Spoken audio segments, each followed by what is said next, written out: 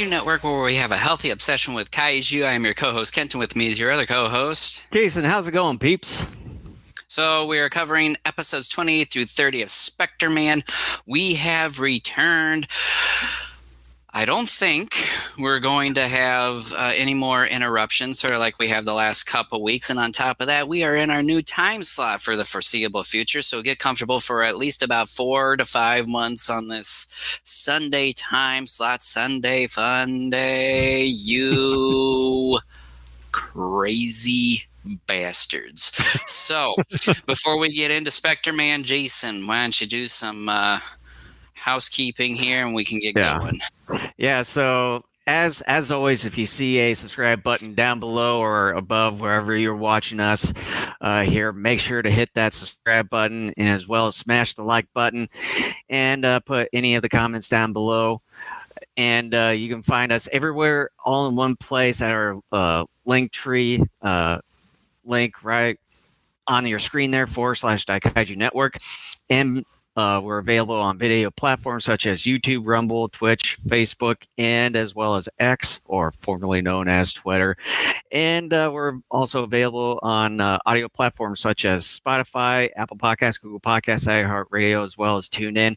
And you can find both video and audio episodes on our own website right over at DaikaijuNetwork.com. You know, the funny thing is I've never noticed that computer graphic you show up there because we've been using a different piece of software for a while. And I'm like, oh, hell, that looks pretty damn spiffy. I think what we need to start doing is charging people for all this now. Longest running kaiju podcast now. I think we need to be charging just people a little over 13 years for this crap, for this literal crap. Well, as far as that graphic stuff, like the find us like in available platforms, that's been around for a while, and then the recent one was that website one there. But yeah, so yeah, I don't know if you want to talk a little bit about as far as the Legacy of Monsters, if you've seen a trailer to that upcoming Apple TV show yet, or if you just kind of want to hold off on that for maybe next week. I have not seen anything. All I know is it's coming relatively soon. Keegan is saying used to watch Spectreman daily in daycare in 81, 82. Who is your daycare provider? Just like we're just gonna throw on Spectreman. Is this something that you enjoyed at all or not? I could see if I was a child I would enjoy Spectreman. As an adult, it's a little bit more of an acquired taste, although there's some really outlandish elements that have been fun to watch as we've progressed here. But yeah, as far as the Legacy of Monsters, I haven't seen anything. Like I said, all I know is it's coming out relatively soon. So I really have nothing to add to that at this moment. Yeah, maybe we'll just hold off for next Sunday to talk about it and kind of get you caught up in that front. But I'll have to say is that I've only seen it once, and it seems like John Goodman is at least back as his one character from Kong Skull Island in that one. And must need work. And I can at least say, as far as the vibe or the aesthetics to this upcoming Monsterverse series for Apple TV, seems like it's combining that aesthetics from the 2014 Godzilla film and as well as the Skull Island aesthetics. From to it. The few photos I've seen, to me, that's kind of what it looked like, which, I mean, I'm a huge fan of the 14 film. So, yeah, I mean, that's good. Also, I want everyone to know, because we haven't really talked about, I think the last time we talked about it was maybe back in the spring or something when it was announced, the Netflix Gamera Rebirth series that came out like a handful of days ago now. Yeah. We haven't forgotten about it, and unfortunately we should have talked a little bit more about it as it was getting ready for its release here recently. I am looking to hopefully. I'm not. Damn it. I'm hoping to go through the series at some point. I got another busy week in front of me, so it's probably not going to be this week, but maybe the next week might go through it. That's something I would like both of us, if possible, to go through. I've been talking Jason into doing like a quick little subscription service, or maybe see if he can find some trial code for Netflix and get it for a bit. But Well, and the other thing too, when it comes to Netflix, not only you have Gamera Rebirth, but you have that Ultraman anime one. I've only seen the 2 seasons for that. I haven't seen the final one of that from a while back. And then you also have that Kong Skull Island cartoon series. Yeah, Keegan says, we ate it up. There was another show where a robot family living in a volcano and turned to jets and helped a little boy. We actually covered that episode, maybe a month ago? It was that weird, like, vampire fly type of episode. I forget. But that was one we sort of had fun with because it was such knuck and futz. Like, a lot of the stuff that happened was so out of the norm for what we had seen in a Spectreman episode up to that point. And again, one of the things I've said periodically as we've covered this series is that this series will just throw things at you without ever at any point having established certain rules or sort of a Chekhov's gun type of deal beforehand. And I guess Streamlabs sent you a message or something like that. Disregard that. Streamlabs can. Well, that's just the bot kind of. That's what I'm saying. Just ignore the stupid bot. It's AI. Heaven forbid AI starts taking over this show. Then we're really in trouble. You thought things couldn't get any worse. But yeah, that was a unique, like, I think it was a 2-parter once again of episodes. The vampire fly or wasp or whatever that creature was. On one hand, I sort of enjoyed it because it was wackadoo, but on the other hand, it was just so strange as far as like, where did all this come from? But we could say that about a lot of tokusatsu as far as where did this come from? We should make a t-shirt out of that. Where did this come from? Daikaiju Network. But yeah, this has been an interesting series to say the least, and pretty wacky too. Yeah, I hate to say, Keegan, even though there have been a few episodes here and there I've really come to enjoy, and a lot of it's the really weird stuff. Overall, I'm not a huge fan of it. We were covering Kamen Rider at the same time. I don't know if you know this. We were covering Kamen Rider at the same time we were doing this. We were kind of going back and forth between the two shows, and then we kind of focused more on Spectreman until we're done with that. But I like Kamen Rider a little bit more than Spectreman. That's not to say I think Spectreman is awful, but I think it's, in my opinion, a little less quality, but I think there are elements to it that are fun to watch and give you a good laugh, probably unintentionally. But yeah, so here we go. We're going to start diving into episodes 28 through 30 of Spectreman. Episode 28 titled The Terrifying Attack of Salamander. Jason, what's your alternative? Yeah, mine is The Killer Salamander. All right. So, Jason, let's give him a synopsis. Yeah, so as far as the synopsis, the episode starts with a hunter in the woods with his dog there, and within a minute, stumbles upon this giant salamander, pudgy salamander, and gets killed by this salamander by getting whacked by his ton. So, do I dare make some obvious jokes here? Well, you can. Let's hold that thought before I finish the whole synopsis here. So right after that, we get to see Joji and the G team uh, coming into this chaotic village, and is curious of what's going on. And they talk to the villagers, saying that they were called upon this one villager, which I forget the name of, but he died off screen. I'm probably guessing it was that hunter or someone else. It But really doesn't matter. yeah, so and then eventually another villager gets attacked by the salamander along with the police officer from this one of those watchtowers there, and see Dr. Gory wanting the salamander to continue upon destroying this village, and see the G team helping evacuating the village while it's being destroyed by the salamander.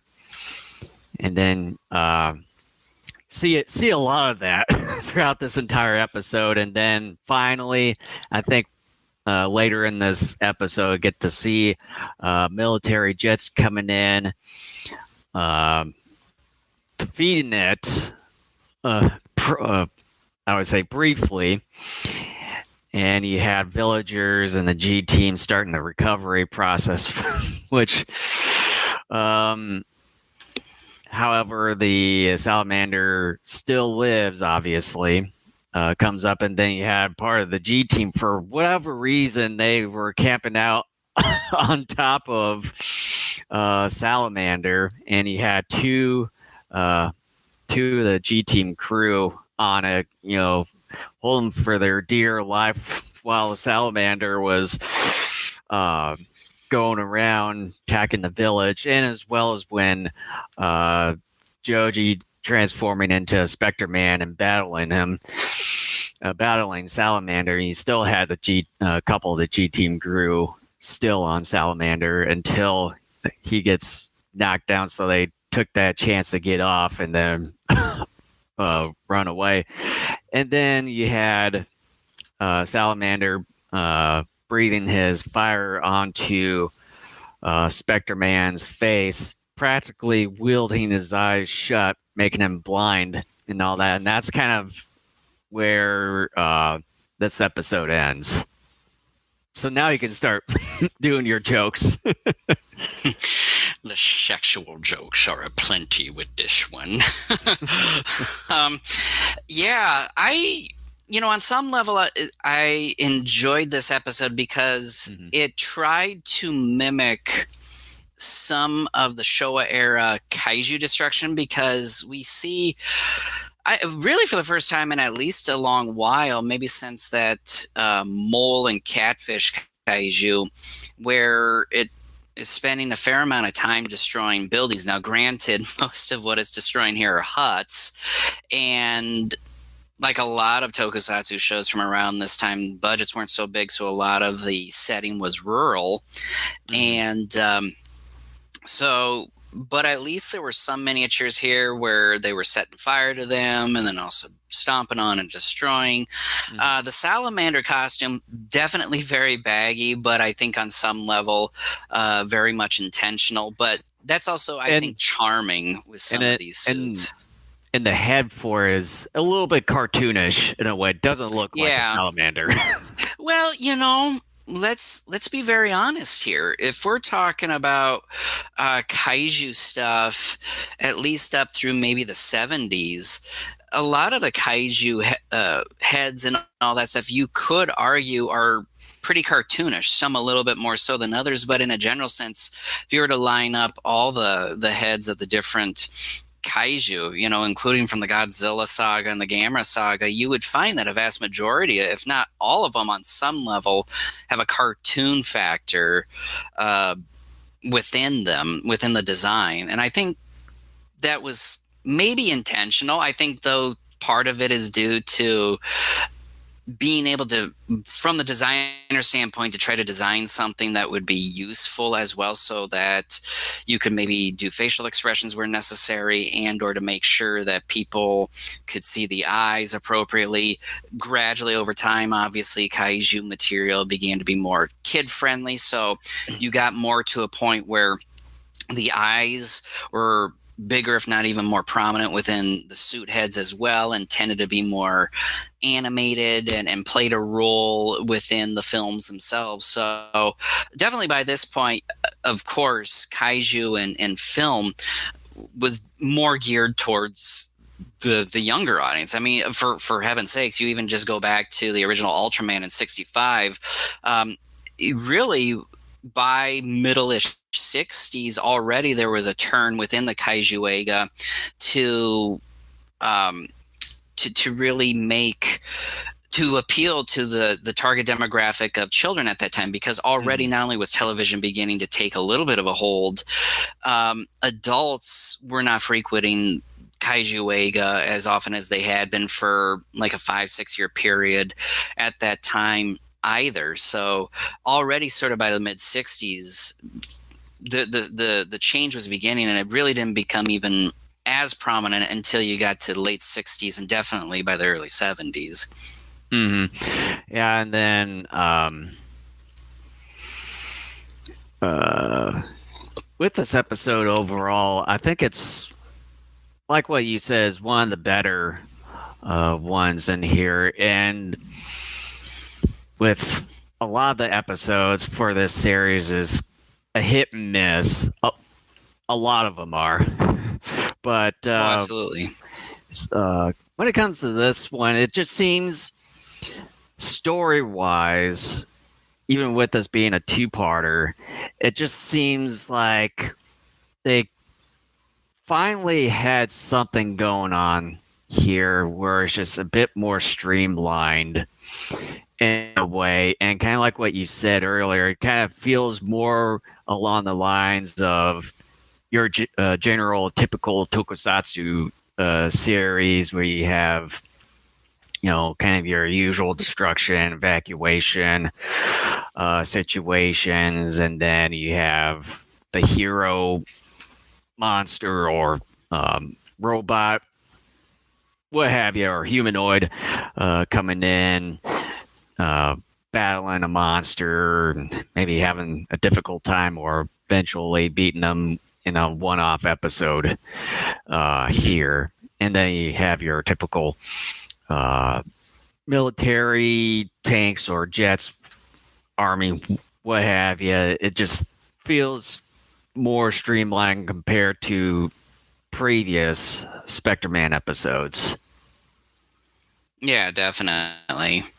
I really don't have anything else, honestly, to add other than just some final thoughts. So I don't know if we just want to go ahead and dive into that. Why don't you just give your final thoughts? Okay. The series regains some of its footing with this episode. Much of it revolves around Salamander destroying a village and the self-defense force failing to stop it. While seeing smaller huts get destroyed is not as appealing as seeing a city get stomped, it's still better than a simple rural area with some hills. With all of that said, the fact that Joji doesn't turn into Spectreman a lot sooner to try and save more of the village and its people is the weakest part of this episode. Nevertheless, it's better than the last two episodes we've covered, and I gave it an A-. Yeah, with this one, as I've stated previously, I'm not going to touch upon it again, but the salamander concept is pretty good. You kind of have a little bit of a mythology behind it. That's probably another thing I should have mentioned about. And the battles are pretty good in this one. The miniatures are really good, even though it's just rural. I mean, pretty much all you need is just wood and some other things to kind of make your traditional Japanese village in that regard. And also the story is pretty great for a Spectreman episode. It's kind of pretty rare in this, where a majority of Spectreman episodes are like hit and miss or pretty out there, or just really breaks physics boundaries like some earlier episodes. But yeah, with episode 28, I would give this one a B plus. All right, so now we're going to enter episode 29, which is the second part of the storyline, titled Kill the Vicious Monster Salamander. And Salamander, I'm sorry. And for my alternative title for this one is The Blind Warrior. Okay. You want to go ahead and give a synopsis of this one? Yeah, so obviously continuing on from the previous episode, Spectreman continues having difficulty battling Salamander while being blind here, and eventually he is forced to withdraw from the fight and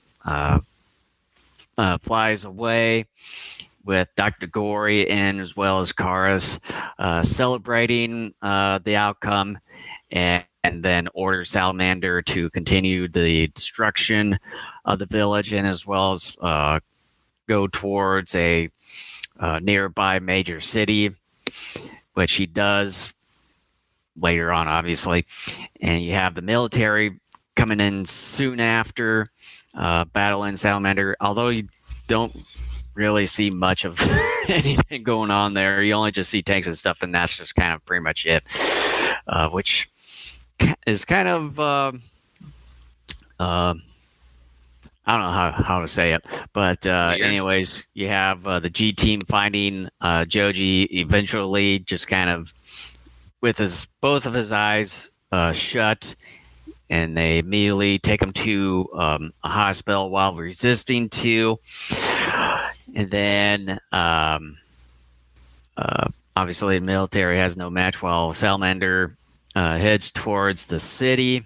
And then you have Overlord telling Joji to find a nearby high voltage wires to give him his eyesight back, which I probably guess you'll have some qualls. You know me too damn well. Your favorite people in this series. My favorite person, yeah. Yeah. So eventually Joji transforms into Spectreman, confronts Salamander while still being blind, but he finds high voltage wires and then gets his eyesight back and defeats Salamander, and that's pretty much it of the episode. Shit.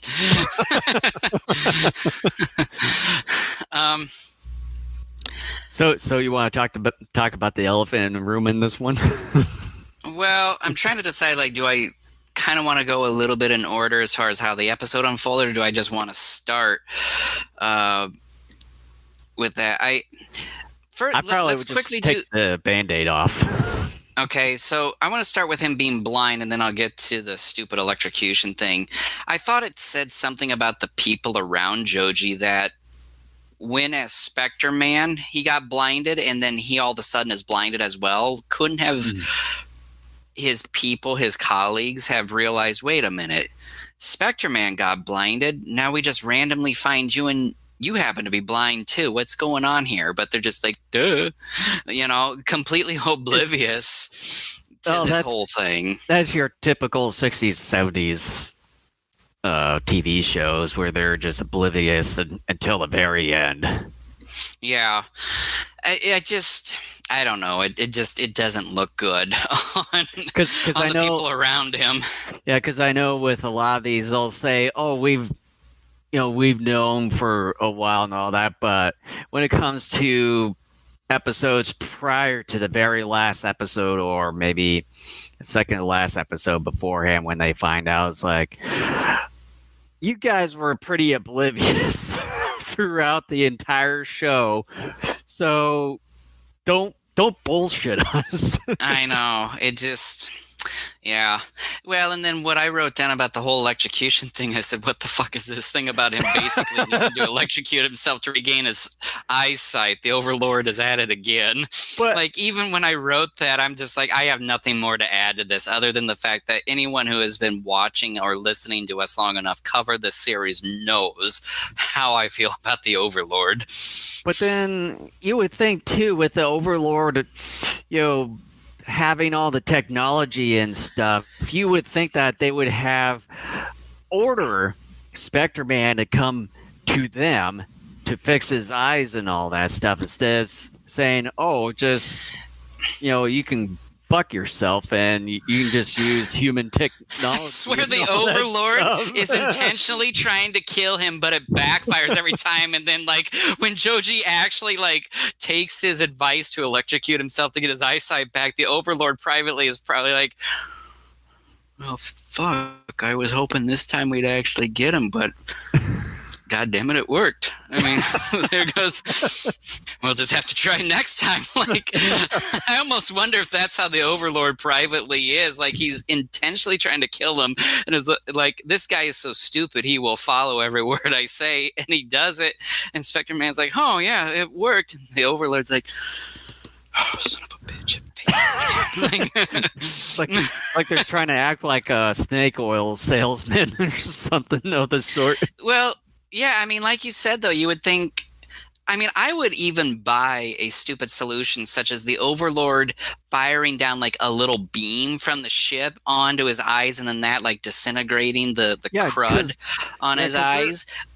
Because they're the ones responsible for creating Spectreman to begin with. Because if that's the case, you should at least have some kind of solutions to fix Spectreman instead of just relying on others' technology or third party.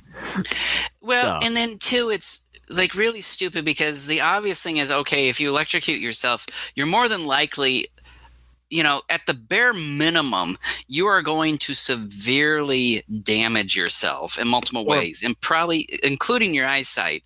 Or possibly overload your battery capabilities or charging capabilities with But see, Spectreman being a robot. Outside of the stupid logistical issues with this, here's the bigger reason why I hate this. And I think you'll get this immediately as to where I'm going after I say this first point. They do realize this is a show directed towards children. Mm-hmm. So, son of a bitch, you are telling kids, if you have eyesight troubles, figure out a way to electrocute yourself. Yeah. You are telling a younger audience to find some electrical source to where they can shock themselves. What the hell? I mean, because little kids are impressionable. When I was young, I thought certain things worked. And then as I got older, I realized, oh, yeah, that actually doesn't because A, B, and C. Mm-hmm. You get a 4 or 5-year-old watching this. Well, okay, if I have trouble seeing one day and instead maybe you have like conjunctivitis on your eyes, which is a bacteria that should get treated with a solution, I'm going to go ahead and stick a fork into this outlet and everything will be fine. Or drop a toaster in a bathtub with me. Yeah, or I'm going to chew on this lamp cord. I mean, that to me, especially, I mean, it should be obvious, whether you're a parent or not, that here's a show directed towards a younger audience, and they're telling them, hey, kids, you have eyesight troubles? Go find some electrical source and shock yourself. I mean, it just... oh, dear God. Like, it's just... you know what? It's a good thing that this show is not in syndication right now because it would be awful for a younger audience. Well, you can say it hasn't been in syndication for 50 years. I mean, my gosh. You can see why that whoever created Spectreman hasn't actually revisited and revived the Well, TV Jason, show. I just want to let you know that if you wake up with crusties on your eye some morning, because we're heading into winter and a lot of that stuff becomes more prevalent, I just want you to know that what you should do, as someone who's watched Spectreman and knows, you should take a butter knife and jam it into an outlet, and you'll be fine. I swear to I'll you, because I'll I take saw it. note of that. Hey, look, I did my research, and I saw it on a TV show, which means it's good to go. I mean, it checks out. I saw it Okay. on TV, okay, and that's legit. Okay, I'll take note of it. Yeah, well, and then one of the things I had complained about a previous episode, I don't know, 2, 3 episodes ago, was that there were some scenes where it very much looked like Spectreman and his kaiju opponent were more human size than they were kaiju size. We And- get a little bit of that same issue here in the beginning part of the episode where it looks like Salamander and Spectreman are once again human size, even though they're Yeah, not and I supposed think it to. was just I think it was like that in episode 27 or 26 where they had that exact same situation where Yeah. you think that they're still the normal kind of big size and everything, but they just went out in an actual rural area somewhere in Japan to make them look like that, but still gave them that human size proportion, which, I mean, you have a studio to make it look like that they're large and everything with all these miniatures and stuff, but I'm guessing that they do this once in a while as maybe like post-production reshoots where I think it's more of a money-saving thing. that or maybe like the studio or stage studio where they did all the miniatures and all this stuff was being used for something else, and if it was maybe like some kind of reshoot or something afterwards, and if that stage studio or whatever wasn't available at the time, that could be another thing too. But yeah, maybe it could be a few scenarios in that. It's very regard. whiplash inducing because a lot of times, like, I don't think people realize it, but I think subconsciously they catch it because even if you're passively watching these, if you It sort of takes you out of the experience. well, yeah, like I don't think you notice it like consciously for a while, but you subconsciously see it because in one moment you're seeing them what you know to be a set, and then all of a sudden you're actually seeing them play in the dirt. Like, I think subconsciously you catch that, but like I said, consciously, like if you all of a sudden like really start focusing and paying attention, you're like, whoa, wait a minute here. Like I sort of consciously catch that. I think majority of the time when they've done that. Well, with Spectreman, you have to be conscious. Otherwise, you have to. Otherwise, you miss a lot of gems here. Oh yeah, definitely. But I'd say still overall,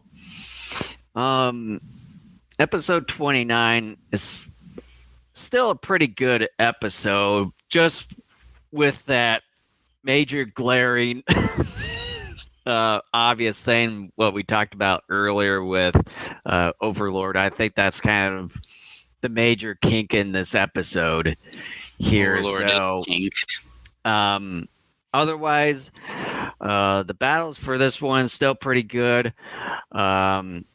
Miniatures, even with like the Shogun Castle that we get in this one, and some of the other buildings in here, like the hospital and all that, still pretty good in their own regard.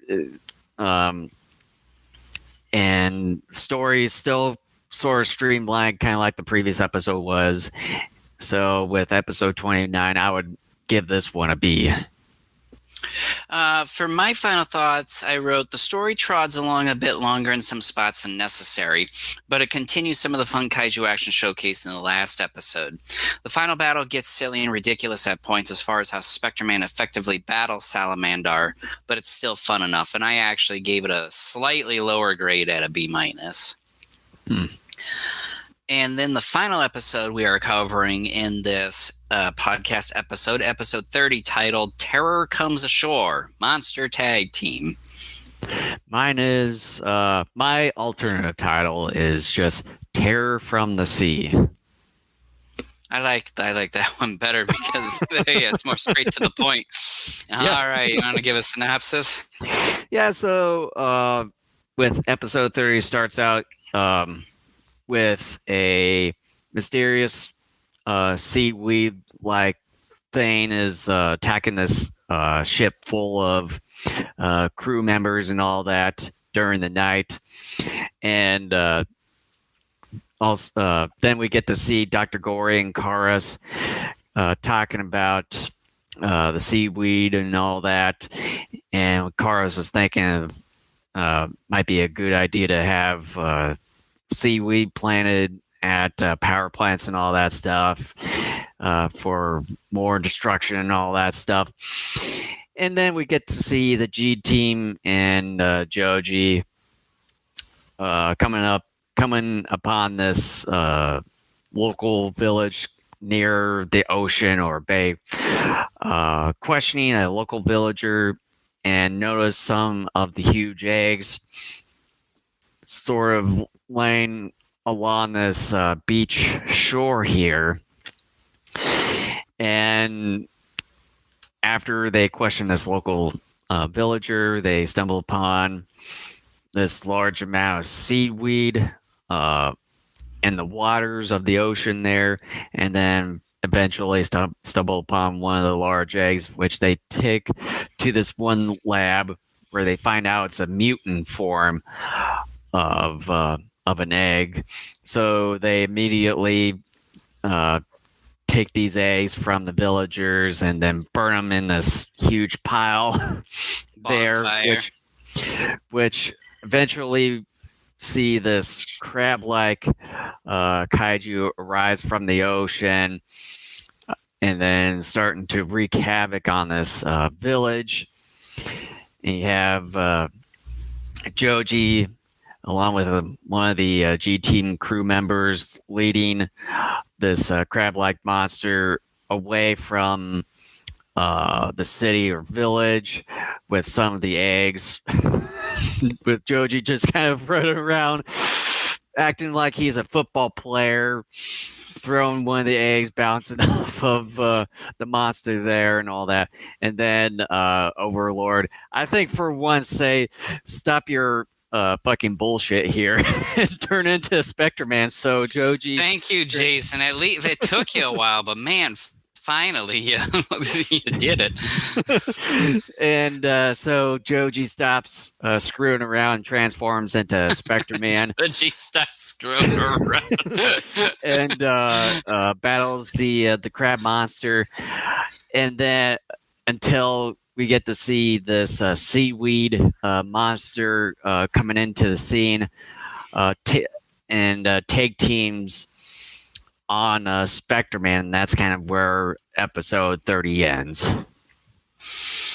Yeah, okay. So you talked about the one football thing. I wrote down the football commentary was hilariously unneeded.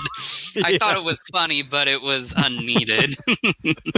I mean, just the way he was kind of running around and, throwing and dodging the monster and everything. It kind of makes sense in a way, but yeah, it's just unneeded. But I would say probably in the original version of this, I don't think that was really the case.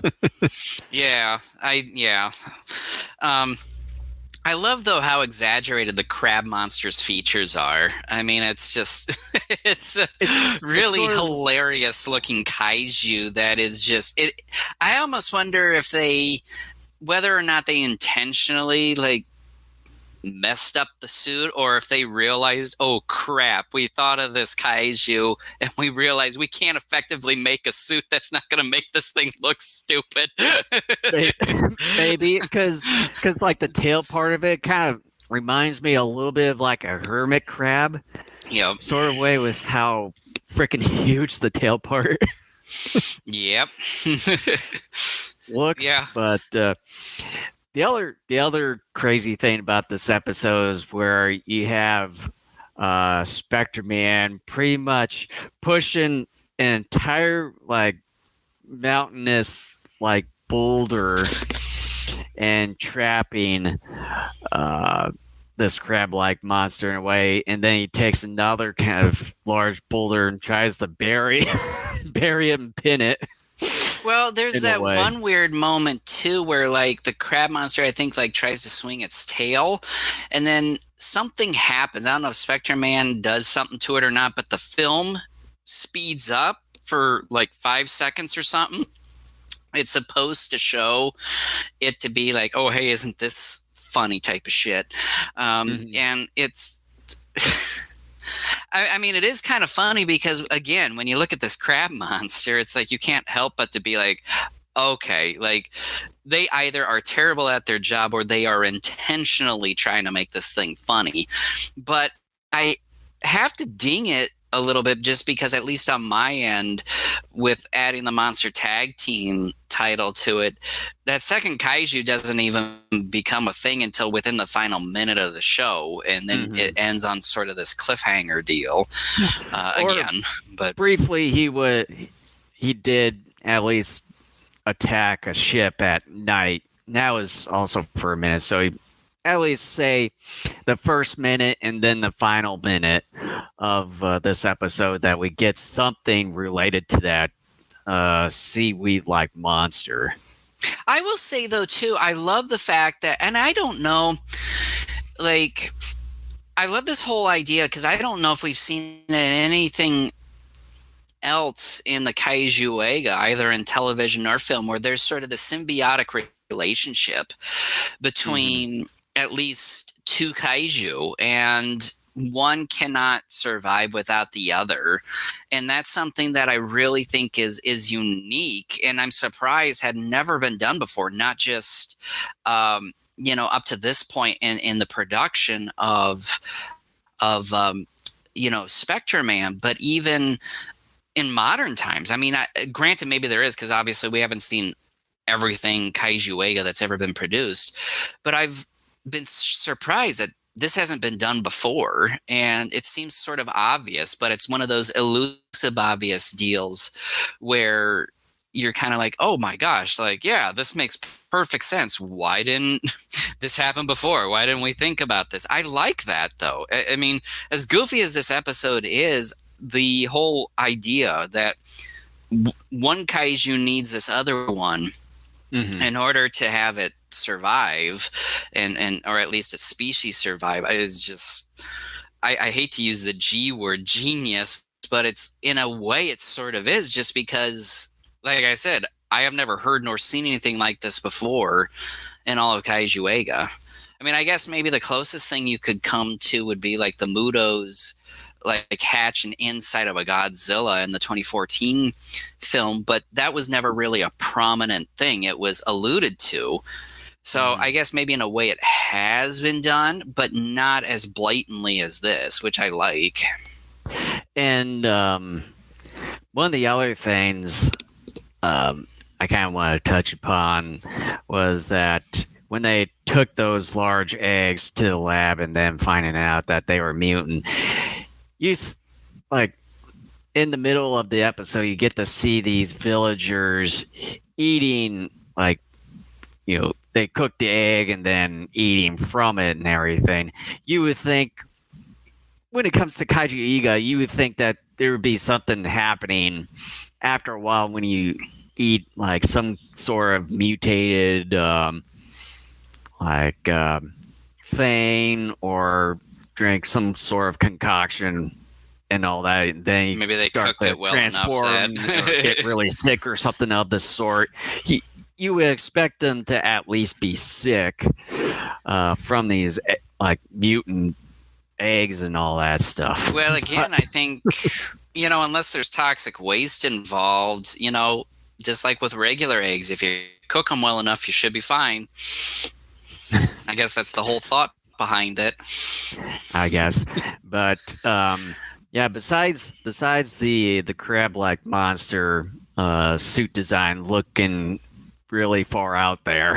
If it was intentional or if they sort of screwed up or if they just want to find something quick and they had something on hand but just changed a few things. And then as far as the seaweed like monster, as far as that one goes, it sort of looks a bit similar to one of the other monsters from, I think, an Ultraman show or something. But with this one, I think it looks pretty decent in a way, just for a seaweed like monster without any facial features. It just kind of looks like some kind of like a blobish like monster in a way. So I think it kind of works perfectly fine for the kind of thing it does most, which is spew seaweed. Yeah, it's a cheap, easy suit for them to make, which I'm sure probably costs them almost nothing to make. And I mean, it does what it's supposed to do. I mean, I Right. can't praise nor damn it. So, it is what it is. Yeah. Well, when we cover episodes next week, we'll see sort of the execution and sort of the general idea behind it, see if it follows through on any level. But like I said, we only saw it in the final minute, so there's not much to really say other than what it looks Hopefully like. we get to see more of it next episode. Well, I'm sure we will. I mean, if a lot of times with these second parters of Spectreman episodes, they usually tend to follow through on that part. Mm-hmm. So otherwise, should we just go into final thoughts? Yeah. All right, why don't you go ahead? The episode has some unique story moments to it, but per usual for this series, it takes its time moving along to the main event. Here it's not as bad as previous episodes. The idea of a seaweed monster and crab monster teaming up in order to preserve the symbiotic relationship is something I don't believe I've seen before. Sure, on the surface, it isn't actually much, but the intent is what makes that unique. The fight is hilariously fun at points, and the episode leaves you wanting more just as the second monster shows up at the end, and I gave it a B+. Not bad. Yeah, this one, it kind of, you can say, follows along with episode 28, where it seems like that with the writers and everything on the show, I think they sort of finally found some kind of footing in streamlining the structure of an episode here, and it's just kind of, it follows along with your typical Kaiju Iga TV show and movie and all that sort of jazz in there. And of course, you have kind of a plot device or devices with seaweed and eggs on a beach here, and then you got your monster or monsters this time around, where you have kind of a far out there looking one, and then you have one that's kind of more in line of what they should actually look like. And yeah, the battles in this one is pretty good, but sort of crazy in there. And I kind of like this one too. So hopefully with episode 31, it kind of sort of ends along the lines like with episode 29, kind of closing out this two-parter here. So with that, for me, episode 30, I would give this one a B-. And so really, when we cover next week's episodes, not only are we going to be sort of in the middle of the series, we're going to be just a hair beyond the middle part of the series as well. So it's going to be sort of a benchmark for us when it comes to covering Spectreman here. We are going to be just ever so slightly more than halfway through with it a week from today. So we were a little bit later today just because I had some stuff going on, but we should be back next Sunday at 1 p.m. Eastern Standard Time. And we thank you so much for joining us, whether it was via video or audio versions. And continue watching Spectreman with us. Keegan, it was great having you talk to us. Hopefully that bot didn't scare you away. If it does, tell it to go fuck itself. I mean, it's, I don't know why it would be so mean. That was a dick move by the AI bot. Well, it's just kind of monitoring things and all that stuff. So yeah, but that was unnecessary, though.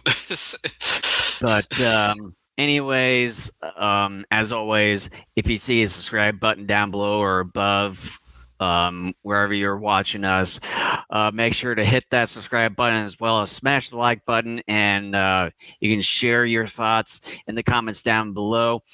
And you can find everything Daikaiju Network all in one place at our Linktree page there / Daikaiju Network.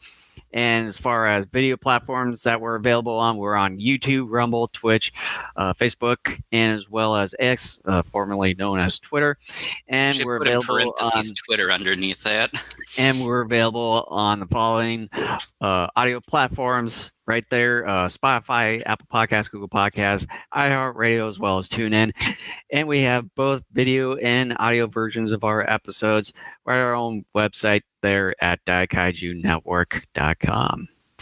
So, Jason, I am very disappointed that you had this brand new tool here. Sorry, there's a thing printing off here that I don't know if you can hear. I am very annoyed. I can hear a little bit of it. I am very, very annoyed with that. But you have this brand new spanking sort of what is it? What is the name of it? Audio board or soundboard? You didn't play one single sound. I mean, before we close out, you got to play a sound or two. There you go. Do you have anything like a fart noise? No, like I said the other day, they only just have 10 just very. Well, yeah, I thought one might be a fart noise. Oh, the air horn. That's about as close as you're going to get with a fart noise. So, what are the other sounds?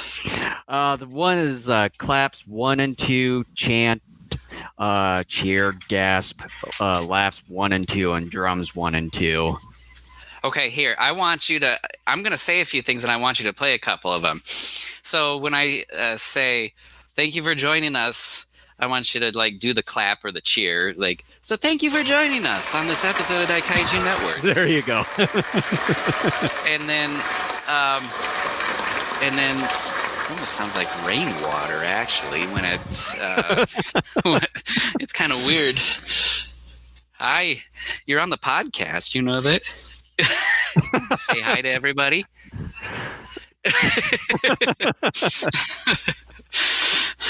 And I forgot the other thing I was going to say to have you play another sound on there. Come join us next week. Fuck was that? That wasn't a joke. I guess it is now. Maybe saying I'm a joke, which I probably am. For those of you listening to the audio version, I just flipped Jason off. Hey, do the drum, not the drum. What is it called? Rim shot. You know what? I hate this soundboard. I thought it was a good idea. Now you're using it as a weapon against me. Boo. I was expecting you to play something like that. What a way to end an episode. I wonder if anyone has stuck around at this point. Yeah. Anyways, that's it for this week's episode. Thanks for watching, and we'll see you all next Sunday at 12 o'clock Central Standard Time. So with that, take care, everyone. Ta-ta for now.